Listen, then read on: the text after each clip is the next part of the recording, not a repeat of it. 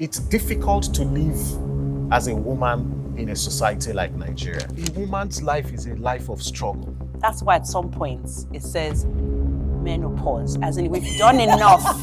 Now pause. We're done. That is funny. How can we challenge these patriarchal norms that have held women? The fact that women have to push back is a problem in itself. What it simply tells you is you have a society that is unjust and it's inequitable. And we just need to acknowledge that.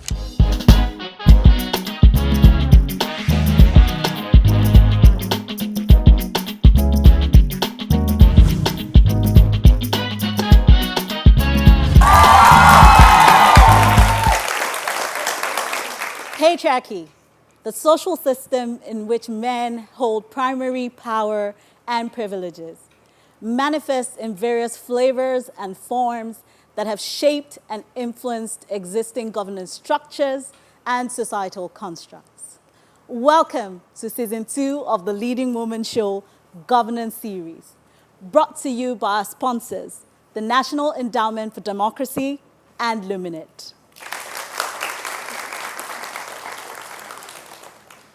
My name is Abosede Jojagan, and today we will discuss the flavors of patriarchy and its impact on governance.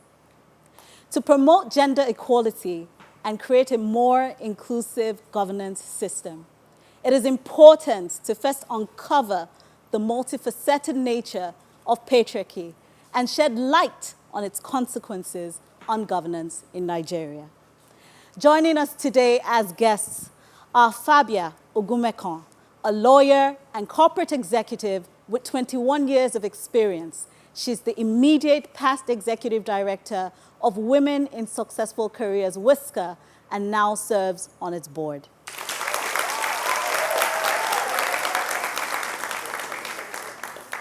We're also delighted to have Samson Itodo, the executive director of Yiga Africa and convener of the Not Too Young to Run movement.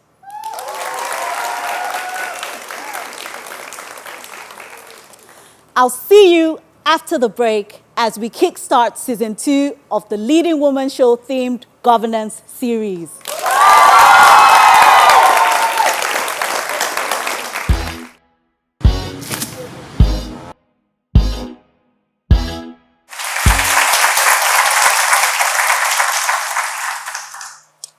So, welcome Fabia, welcome Samson. Thank you.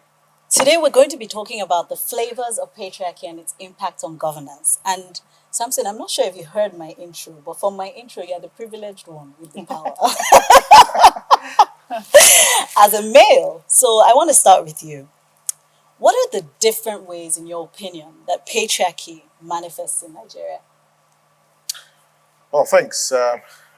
Well, I listened to your introductory remark, and patriarchy is how society and how men oppress women. And so your question is, how are men oppressing women? You said it, I didn't. Because that's what you're saying. How are men oppressing women? It manifests in different ways. First, let's even start from the home. So I'm privileged to be the first child and the first son of my family. And I know growing up, and I understand it happens till date, that a woman is not entitled to the head of the chicken. That the head of the chicken is reserved for the man. Oh, wow. And I wonder why that is the case. There's no explanation for it. And what that simply symbolizes is the man is the head, and the woman has to play a second fiddle. I think that's where, oppression actually begins. It begins from saying the male child should go to school first, that the priority should be for the sons and the male children to go to school before a female is considered, qualified to attend or go to school. We might think that is primitive, that's old fashion or old tradition, but in present day Nigeria, there are families who prefer to train their male child as opposed to their female child. You know, my friend was just telling me a few days ago that she was going for this meeting. She heads her firm, and she had male colleagues who were, some could pass for her aide. And she walked into this meeting, and the people in the meeting were expecting the guys to speak and not her. And she is supposed to be the boss. And this is someone who, you know, is very celebrated across the world. And what it tells you is we are a society, to a large extent, we hate women.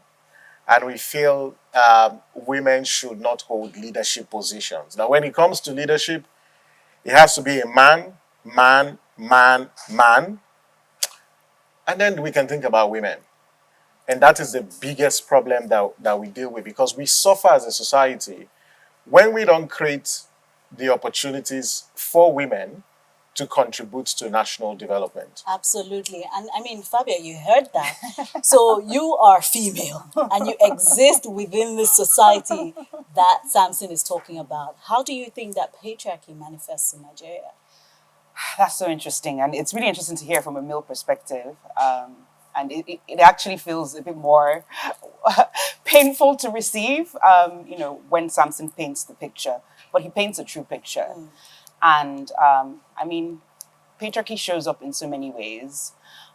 Like Samson said, it really is the role of society where men are in the lead position and women are sort of, I wouldn't even say in our society, can we really say we're even second? When he said head, I felt like saying tail. Exactly, literally, like it's so far away, right? Because it's not even a situation of just leadership and co-leading or next level of leadership. It's really about the head, and like you said, then the next level is so far down in terms of that hierarchy. And I think that that's really how it sort of presents. And then that then permeates into our laws, it permeates into our policies, it permeates into how we're socialized at the very base units of society, which is the family, right? Which is where really, you know, our consciousness of who we are starts from.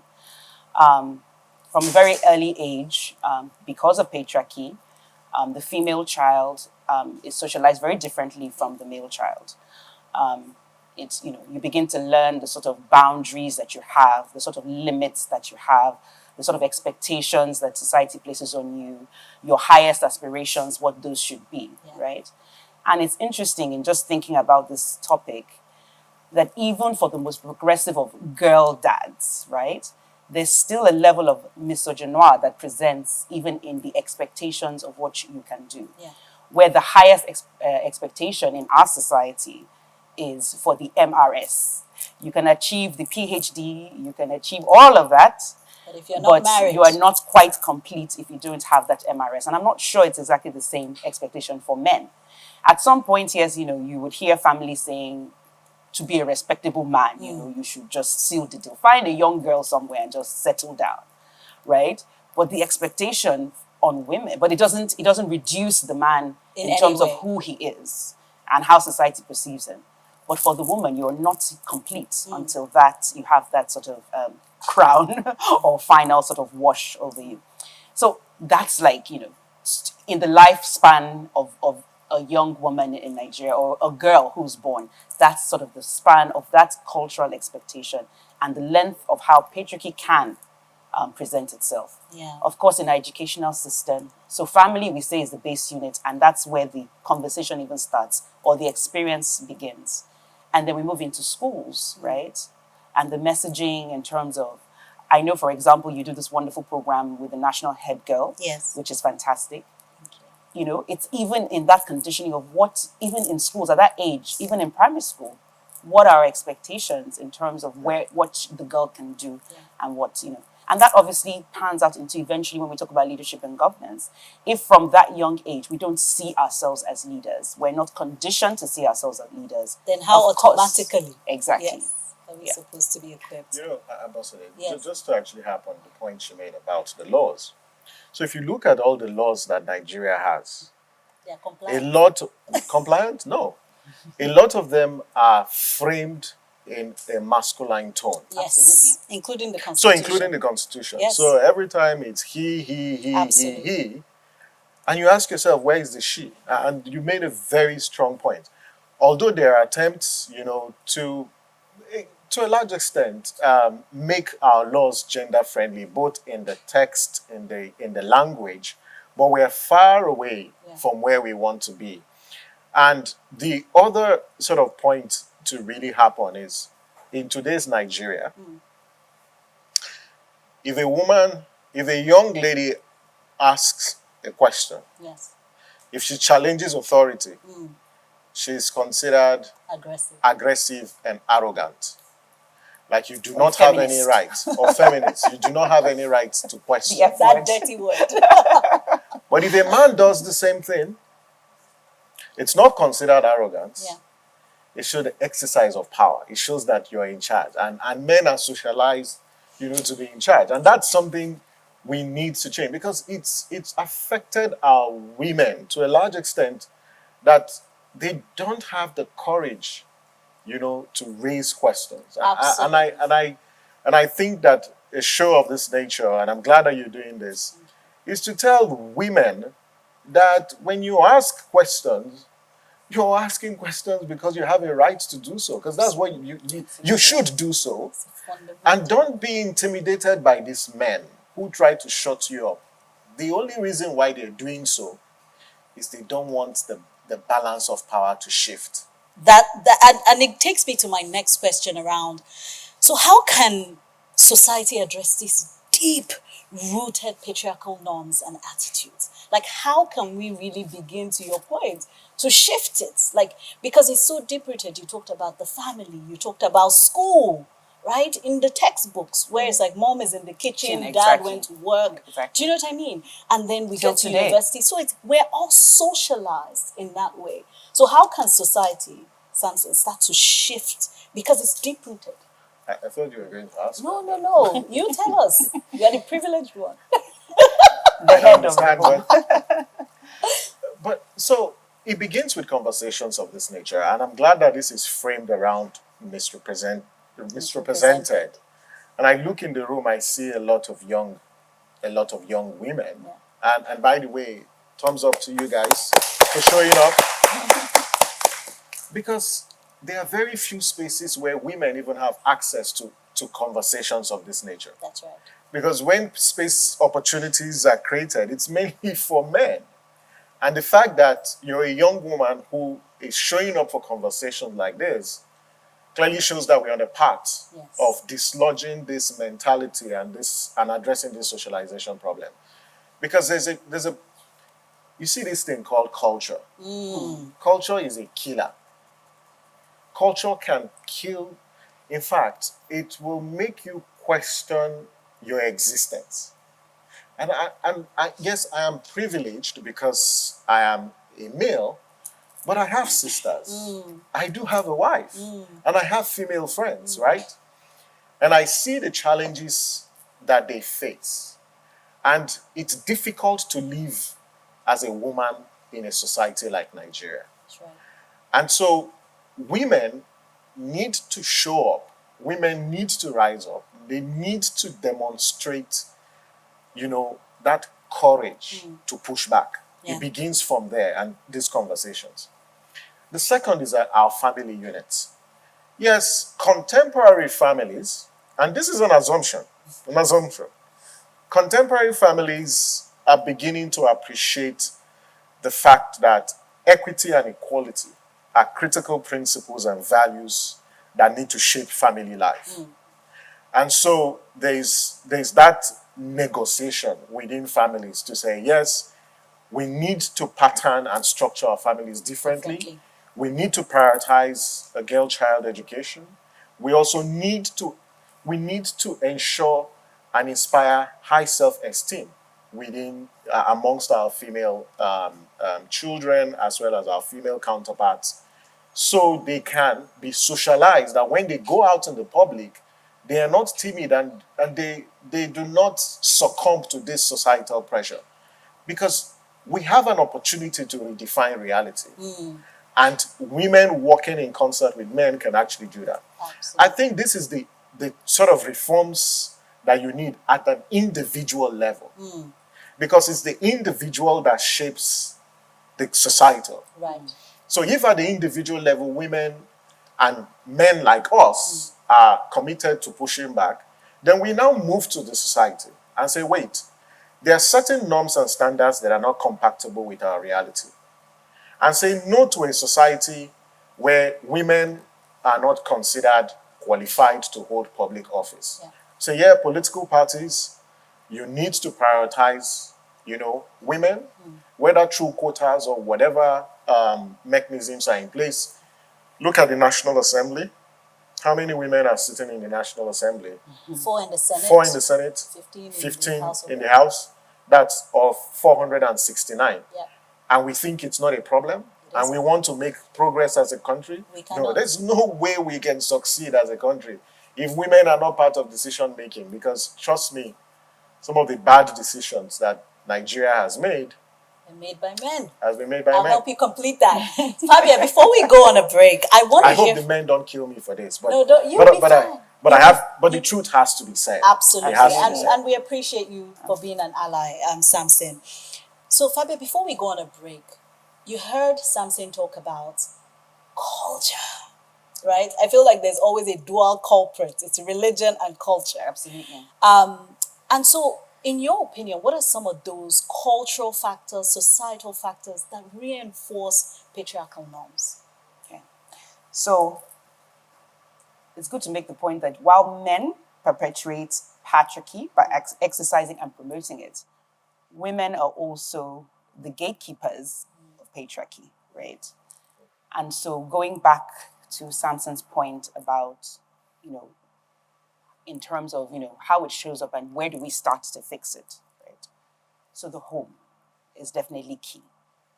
And speaking to culture and religion, again, the major religions that we follow. So it's culture is in the one side, and this is not unique to us as Nigerians, but of course, very, very entrenched Yes. in our situation. But even religion, like you said, the major religions that we follow also, have a sense of continually perpetuating, men at the head, men at the top. So how do we begin to shift that? It's going back to the root, really. Like Samson said, the individual, but where does the individual, like I said, get shaped? So it's starting again from how do we, show up as families? And the intentionality in terms of how, we begin to think about how family systems should work. Of course, in any organization, in any framework, somebody must lead, right? But how does that leadership look like? Must it be leadership that is authoritarian and presents as sort of very downward driven? Or perhaps could it be co-leadership? Could it be shared? So I tried to, in just thinking about, coming here today. So there's patriarchy, and we're not necessarily, we're trying to say, okay, we want to shift patriarchy. So are we saying we move to matriarchy? Not necessarily either. It's not an absolute either or. We're not, because I think, again, in making the case for it, one of the fears that men have is that the women want to take over, right? And it's really, whatever that means and however that can be possible. Exactly. Right?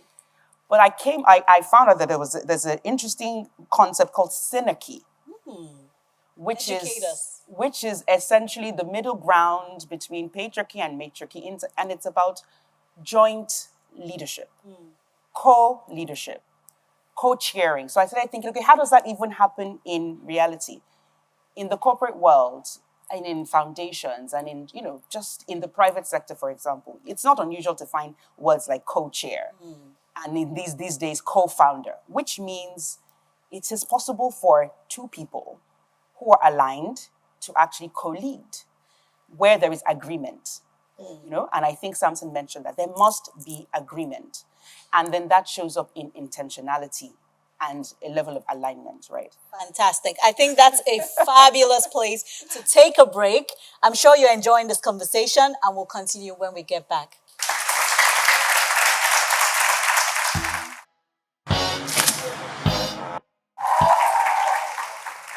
Welcome back to the conversation. So, Fabia, I want to, come back to you and talk about how can women confront and challenge these patriarchal norms within society? So, how can women? Allyship is obviously very important because we can't do it by ourselves. So, first of all, like Samson said, having these kinds of conversations is so critical. Having these kinds of conversations in a public way is also really important, because there's no point if, as women, we're just in our little groups and our little networks having the conversations, which are great, right? Because that's about solidarity, that's about the power of networks, that's about the power of sort of, coming together and moving forward, articulating the challenges, and then sort of articulating the critical steps that we can take as a collective. But we clearly cannot do it alone, because the issue really is about male dominance. So how do we have those conversations? So finding fora that we can use to sort of create male allyship, and really it's a conversation for us to have, in terms of or rather, it's not a conversation that's just for women to have, or that the burden is on women to push, because it goes way beyond that. It's really having, if the majority of people who are in power are men, is how do we convince them? So it's getting more male allies who can, with women, speak on these issues and, sort of put ideas forward as to how we can continue to sort of move the needle. So let me give an example.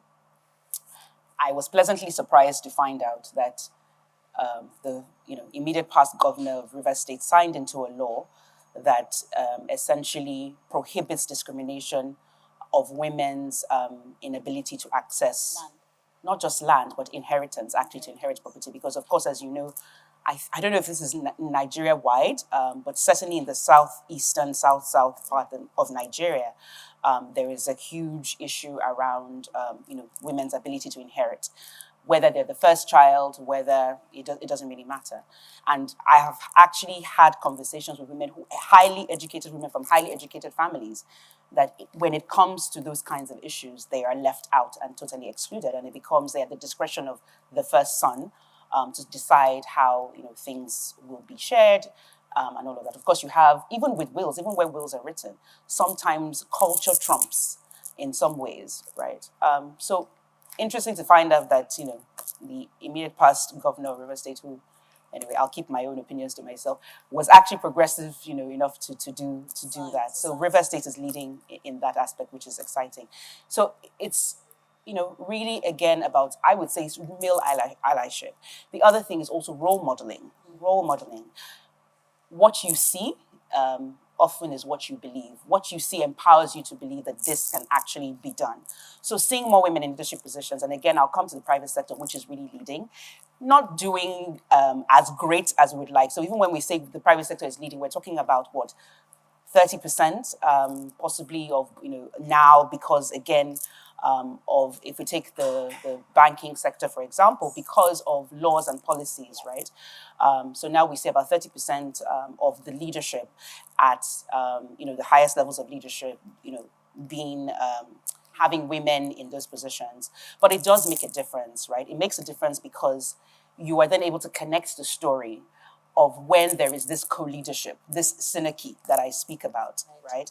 That there is a possibility of moving the needle, that we do better as an economy. And if we are thriving in sectors like the private sector, if we're thriving in the non-for-profit sector, which has a huge participation of women. And by the way, the non-profit sector is not just token. This is a third sector of governance that really pushes, societal structures, societal constructs, societal norms, pushes real issues that affect us in society every day, developmental issues. And this is a sector that women are thriving. Now, if we can thrive in those sectors and, do well, if we can thrive in those sectors, we can show, that we're doing well in the private sector. There are ripple effects, and the bottom line shows. If we can translate that to governance, how much in the public sector. into the public sector, imagine how we could really move. So if we can get more, paint those stories, publicize those stories, use the media as a platform to showcase those stories, and have male allies who can help us again in sort of pushing this narrative that co-leadership is best, Right. collaboration is best for nation building. Hopefully we can make a Brilliant. dent. Thank you. So Samson, I mean, you need to give us, whether it's Expo or something, how can women push back? How can we challenge, these patriarchal norms that have held women back? So the fact that women have to push back is a problem in itself. What it simply tells you is you have a society that is unjust and it's inequitable. And we just need to acknowledge that. Because when we say women have to push back, most women struggle for everything. They struggle to give birth to kids. They struggle to survive.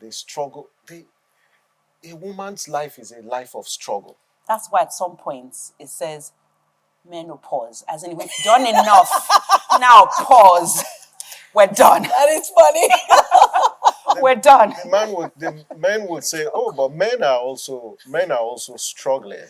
But no one is telling a male child, that you are not a second fiddle. We're telling our male children that they are the head and they should always be the head at all times. And I hope you know something that has also perpetuated toxic masculinity. Absolutely. Exactly. Absolutely. To the extent that even women who are now placed in leadership position now also have to assume this masculine posture because our own philosophy and our construct of leadership is a man. The other point that needs to be made is, I think, and I'll come to women. For men, the Bible says children are gifts from God. There's nowhere in the Bible where it says, and forgive me, where it says male children are children from God. Now, I have seen families where, because the first or second or third child that they have are women, it creates rift within the family. And then we make women think they are not, they're not children enough.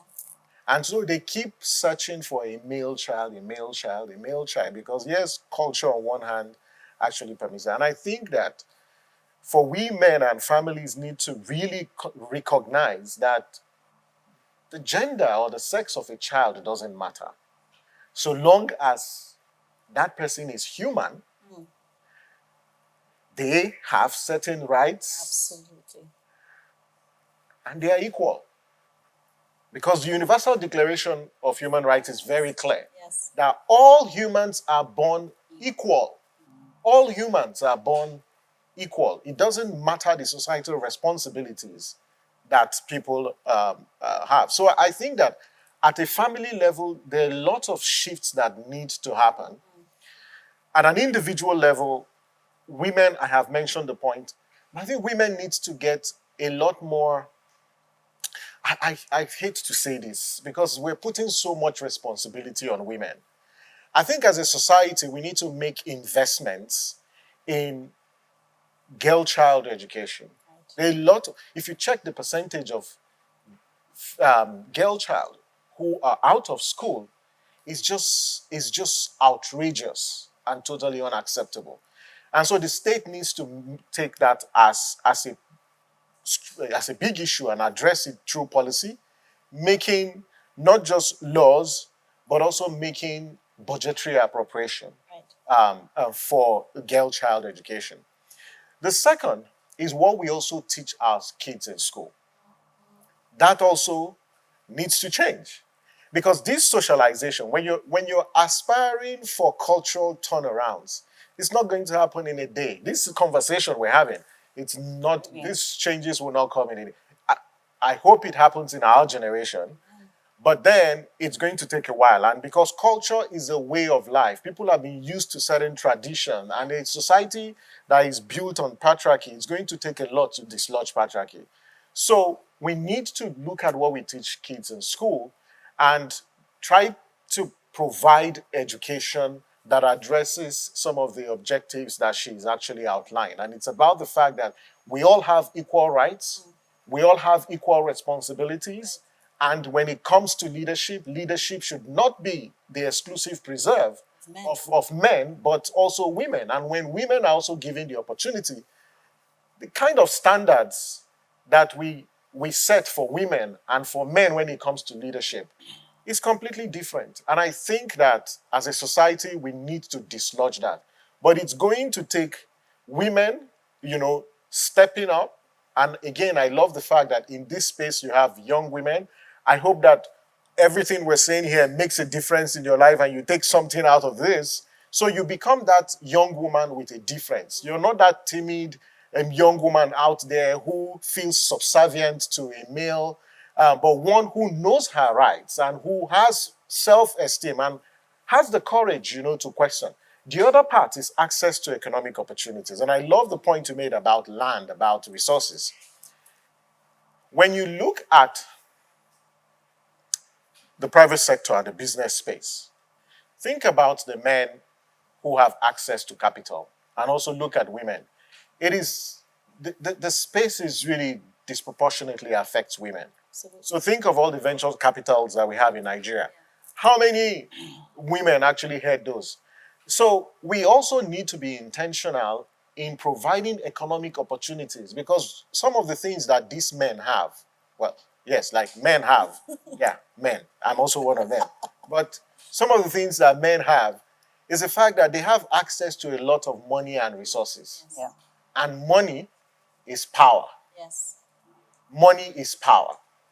And so if we want women to be powerful, to be able to push back, we've got to economically money. empower women. We've got to give women money so they can also establish businesses, so they can fend for themselves, but also grow their community. Right. And I think this is really at the heart of this because we can say all of this. If at the end of the day, when we look at the map, it tells us that there are richer men, there are more men who are richer and wealthier than women. We're not going to change this balance of power. It will continue to remain the same.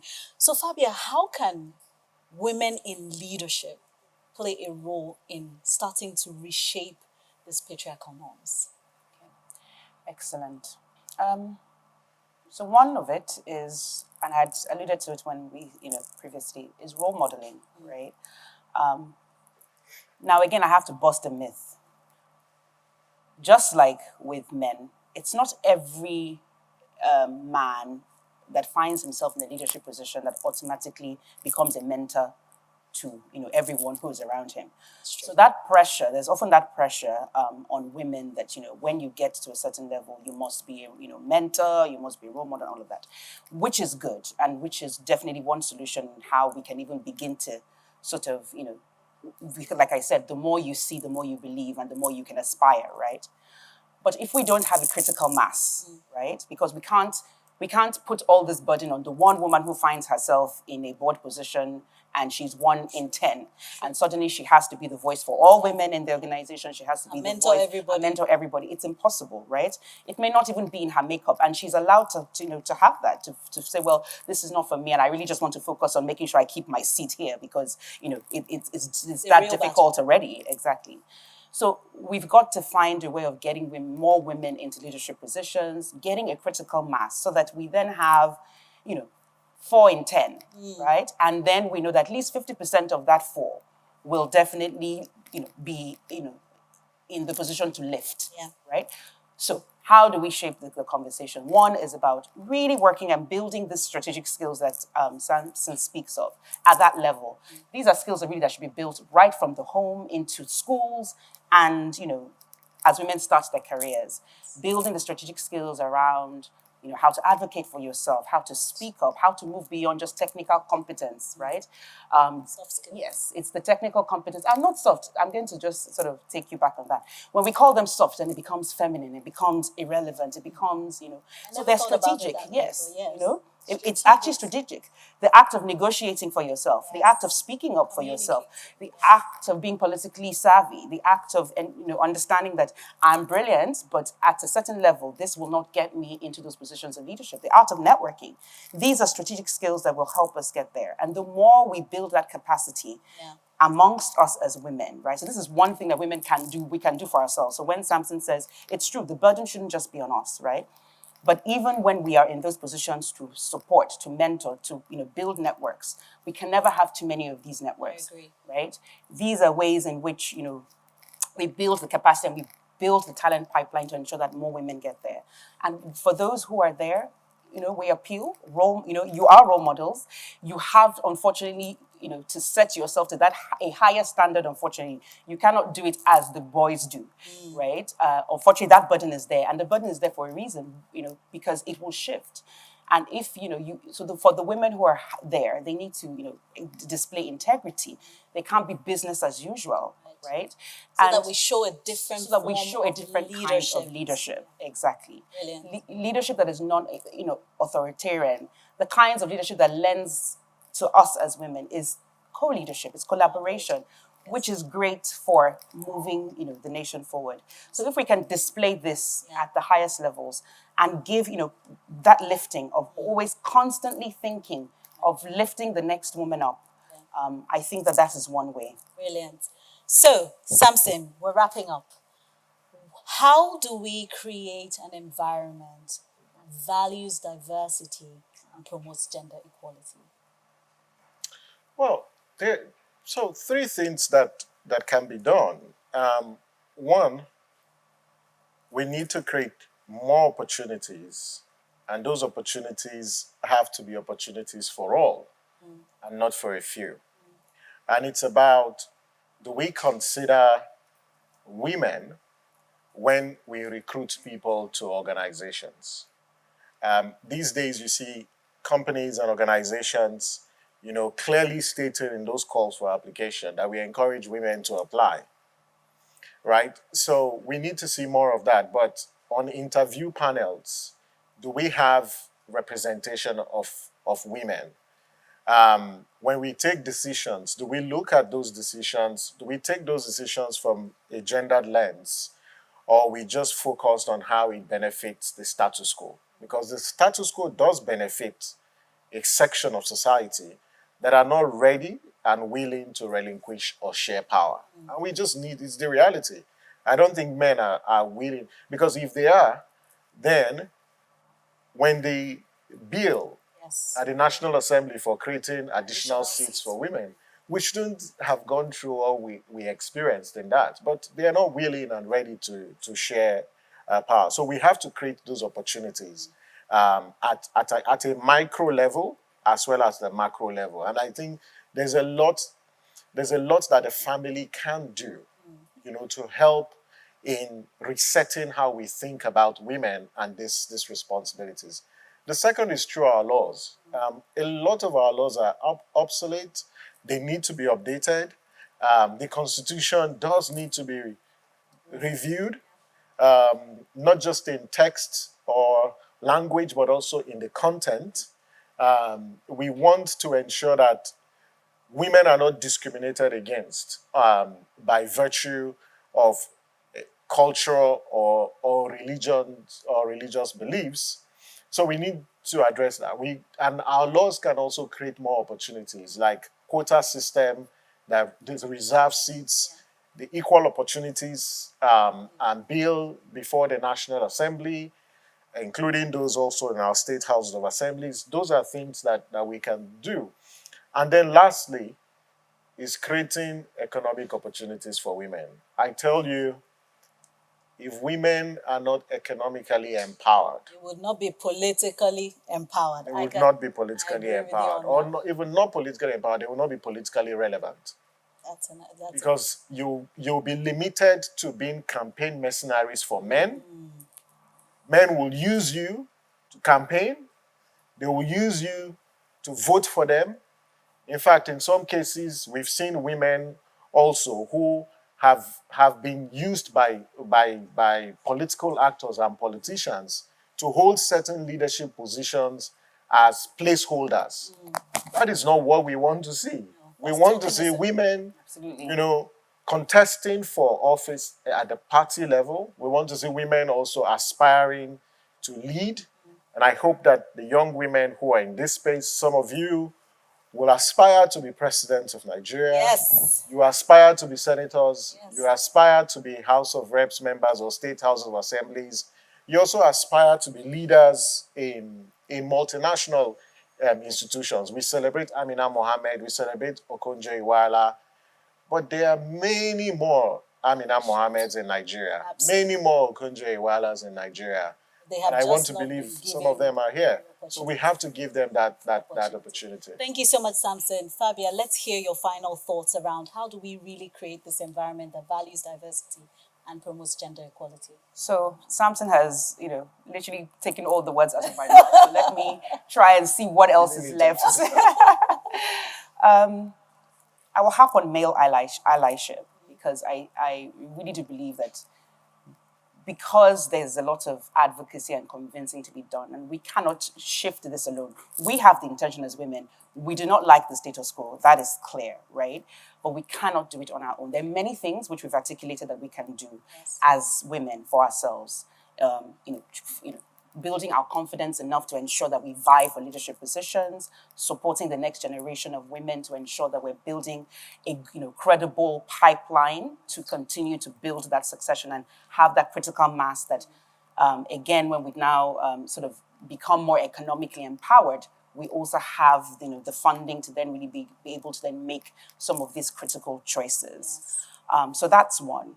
But I definitely think advocating, more advocacy around and having more men, he for she's, on the table will certainly help. We've talked about the family, and I think Samson and I are fully aligned on that. It is the base unit and level of where all of this conversation starts. And so as families, we really need to be more intentional about the conversations we're having at our home and the structures, the way we even structure our home. So I think about my home, for example, perhaps it wasn't intentional, probably it was more of a space issue, but our dining table, for example, there is no head, there are no chairs at the Top of at the top. Yes, we sit on benches where we all face each other.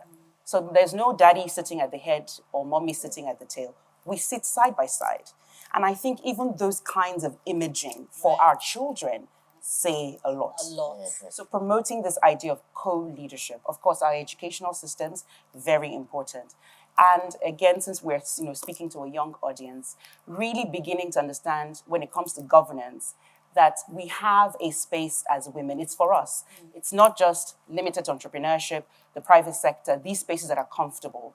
We have to begin to take interest in politics. Absolutely. We have to see politics as exciting, as part of everyday life, and begin to key into those conversations so that we see ourselves as truly worthy of holding those positions. Brilliant. This was a fantastic conversation. We're going to take a break, and when we come back, we will introduce you to our gaming segment called Miss Represented. We'll be right back.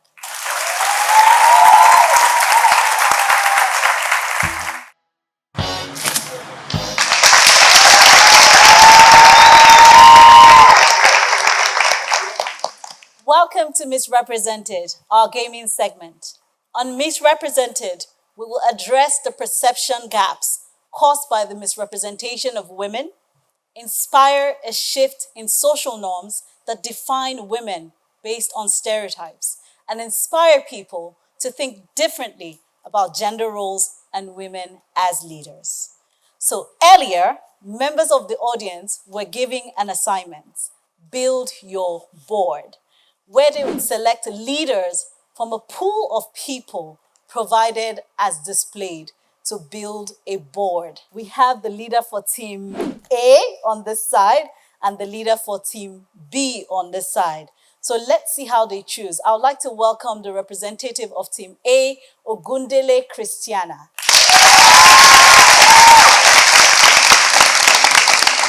I'd also like to welcome the representative for team B, Oluwatileri Ladipo. How did you arrive at the choice of your overall team? We've not had a female president. I picked Ngozi Okonjo-Iweala because I felt like she's an economics and I felt like she'll be able to understand the problem of this country without cheating or borrowing funds from other countries. Really, let's hear from you. How did you arrive at this?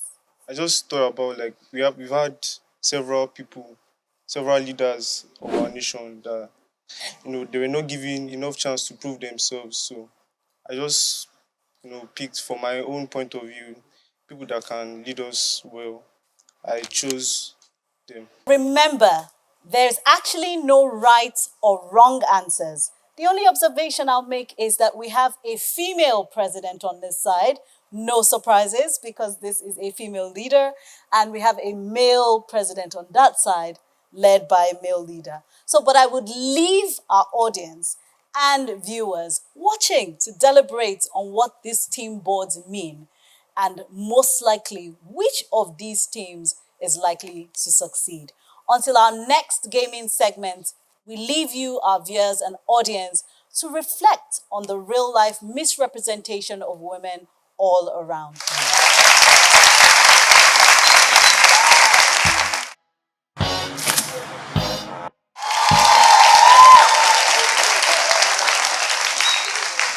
And on this note, we would like to thank our distinguished guests who were with us today, Fabia Ogunmekan and Samson Itodo.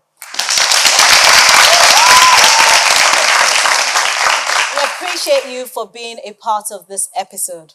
And to our live audience, you have been simply amazing. To our viewers watching today's episode, remember to subscribe to our YouTube channel, follow us across all our social media platforms, like, share, leave us a comment.